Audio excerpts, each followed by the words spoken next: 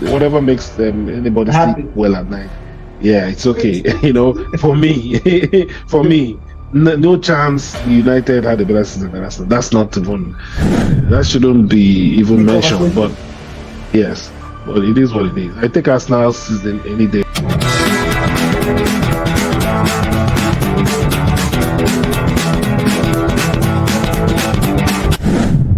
Transit TV, welcome back again to the show. Back again with my brother Ugun. It's been a little bit took 1 week off after the exciting but a little bit depressing experience of the last day of the season. I know both of us, a lot of Arsenal fans prepared their mind that they were not going to win the league, but somehow you still feel, being a football person, knowing that football sometimes can give you a present, and but Mm. it wasn't there. I don't know how you felt that day. You've not done the show since that day. How was your? How did you manage the day? And since then, of course, the banter police have been out there against us, and I don't know how you've been dealing with it. Yeah, I was a bit prepared mentally for the eventuality of Arsenal not winning the league. What I wanted really badly was for the team to win on that last day, right?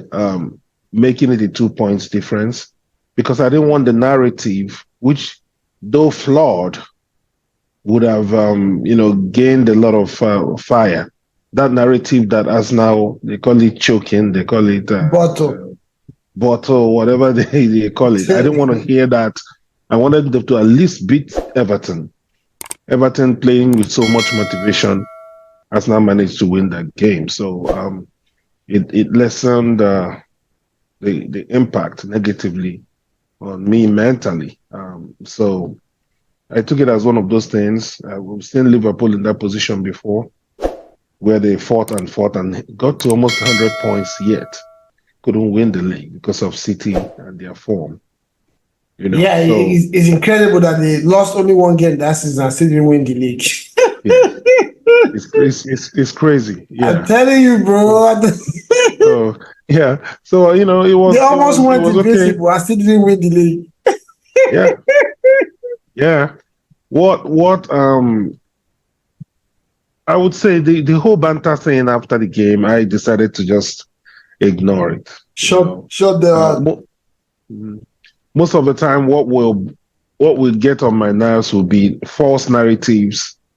Um, you know, false narratives that people will peddle, and people that are not knowing will swallow those narratives, and people will, and then of course and after it starts to United, spread like wildfire. Like it mm, becomes it becomes a reality or yes, a fact because everybody is saying yes, it. yes. In these days of social media, that's it. Somebody hears something on YouTube, hears something on some blog. It takes a life of its own, and people, assume that it's true, and now start talking as if it's true. So those are the things that, with United and Chelsea fans and all the people looking for stories to tell, mocking Arsenal, a team that finished way ahead of you. I found it quite disingenuous, but it's what it is. That's the reality of today's world. Yeah, it's really crazy. Sometimes you don't even know. You think people are just joking and unwinding. You engage them, you see that they actually they actually mean what they're saying. Yes, you yes, kind they actually of mean it. you kind of just shut it down there and move on because there's no point. There's some arguments you don't even want to start. I can understand if you're trying to banter, if you're trying to like make me feel bad. But when it becomes a serious, you're convinced that what you're saying is a fact. Mm, And I don't know, man. yeah. It's really crazy. So much going on out there. Like you said, some people don't even listen or read. They just see the heading.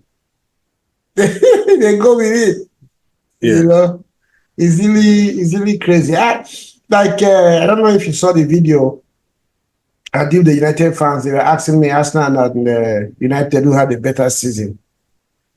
I was like, bro. I don't know how you want me to answer that question, but I would love to be where Arsenal is right now. That's what I will tell you. I don't know what you mean by a better season, but Yeah. I prefer to be where Arsenal is because where you are, I've been there with Arsenal 2019, and I did not find it funny. Yeah. I don't know how a team will lose 14 games in a season, concede 59 goals or 79 goals, have 1 goal deficit, lose, come out of the, could not come last position in the group stage Champions League, and still claim that they have a better season than a club that pushed and pushed the last year of the season. I don't understand it because you won FA Cup. Yeah, we all want to win. We all want the trophies, but Man U fans, for the 9 months or 10 months that the league went on, maybe 8.5 or 9.5, they couldn't smile. Yeah. And you turn around and forget all that because you won a game. I gave you FA Cup. I said, bro, Arsenal has 14 FA Cups, record winners in English football. So I'm not worried about that. I rather have a team that has a chance to win the league, that has a chance to win the Champions League if somebody slips up, than for me to be way behind. And if you finish 8th, the natural trajectory is that by next season you will be aiming to make top 4. And that's not where Arsenal is now, right now. So I was listening to one podcast today. One guy asked the other Arsenal fan, can you remember the last time you celebrated top 4? Like, you were happy that Arsenal. Can you remember when Arsenal made top 4 this season? You can't even remember because it's no longer what we're aiming at. Yeah. So I don't know how you feel about that narrative spreading around now, that whole Arsenal and United who had a better season. I personalize it. Nobody has asked me directly, but I've asked myself who had a better season, and there's no chance. I mean, there's no way I would take United with their FA Cup ahead of where Arsenal finished the season and how they performed. I guess to each his own. People want to, whatever makes anybody sleep well at night. Yeah, it's okay. For me, no chance United had a better season than Arsenal. That's not even, that shouldn't be even mentioned. But yes, well, it is what it is. I take Arsenal's season any day, any time. Yeah. What do you think? Like, there's also this narrative going around there that Arsenal, after pushing 2 seasons, not winning the title, winning anything, the players are going to get disoriented, they're probably a little depressed or demotivated, and probably they're not going to be in the mix next season. What do you think about that one?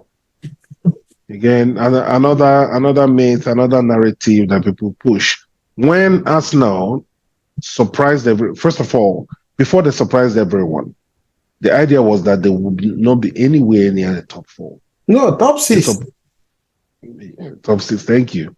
They surprised everyone by blitzing the league in the first phase before January. People went to the World Cup, came back after the World Cup. It became a problem with a few injuries there. Saliba got hurt, and the team got derailed. Ended up finishing second. Immediately, the narrative was this was their only chance of ever contending for the league, right? They went ahead and did more than they did the previous season to get to where they are now, right?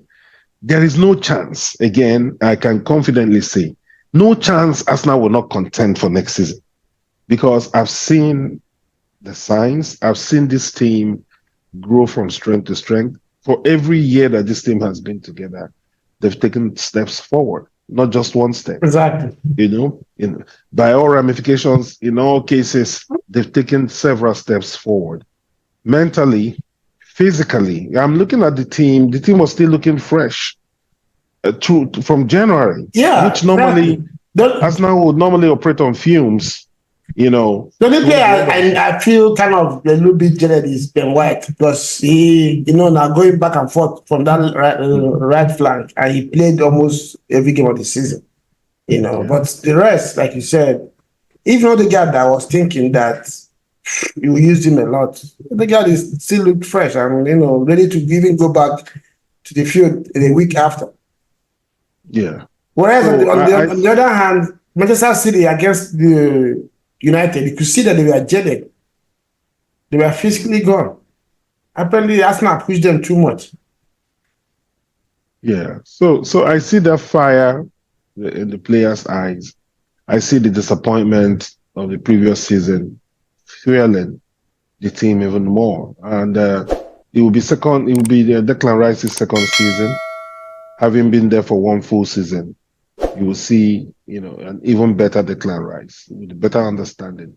You will see an even better Kai Havertz. Yeah. Now having settled into the team, and I see he went on vacation with Odegaard. There are certain elements. Yeah, I was like, what's going on here? Yeah.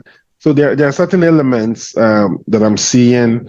I see Saliba coming a lot. Saliba spent his break in Cameroon, with his African family. Mm-hmm. So you see some things happening. You know that these guys are going to come back, ready. I cannot wait for next season. Yeah, I hear you on that. We'll see. I think I will almost share the same emotion. I'm upbeat, and I believe, like you said, that's how I'm going to compete. I'm also very excited to see what they're going to do the transfer window this summer.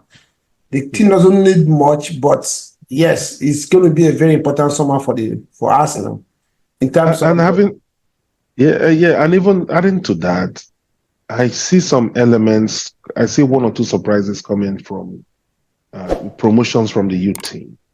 I think one or two players are going to break into the main team. One area, for example, I've seen his performances in the U17 for England. I think the guy is primed to play some games for Arsenal next season. Yeah, I see even Chido Obi Martins. That kid. Man, I'm saying I hear he's going on tour, which is excellent news as far as I'm concerned. So he's physically developed. You may see that guy step on the field at some point, and within the 18-yard box, he's deadly. So it's a season that and I hope will be a very special one for Arsenal. Yeah, I am too. And when was the last time we go into a summer and we're not hoping for 5-6 players signed? When was the last time? Normally, once the summer comes, it's rumor flying letter and say, because Arsenal needs to sign this, sign that. But now, everybody, there's this relaxation around the club that, okay, first of all, we trust Arteta and Edu to do what they need to do. And then secondly, we don't really need much. There's no panic. It's just, you know what we need. Do your diagnosis and, get the players that we need. Timber is almost like a new player coming in. So defensively, maybe they'll sign one more player. If not, I think we should be fine. It's all what happened against Everton. Gabriel got injured. What's his name? Tomiyasu just started into that place seamlessly and saw out the game without any big issues. And Zinchenko came into the left flank. So on the other side, they have Gurren Timber and you have Ben White. If worse come to worse, there are also other players. So I don't think there is really, but still, there needs to be one or two key sound. But unfortunately, the position that we all know that we think Arsenal should even sign a player, there isn't much options out there in the market. So you got to be careful too how you splash money. United spent 79 million or 72 million last season to sign Holland. That is still supposed to be an understudy. So you have to be careful. And with this FFP thing going around, you got to be careful too I believe Arsenal have done a good job of keeping their books healthy. The last, building the team to be solvent and self-funded. So I don't think they should go and spoil it because, of some not very proven talent.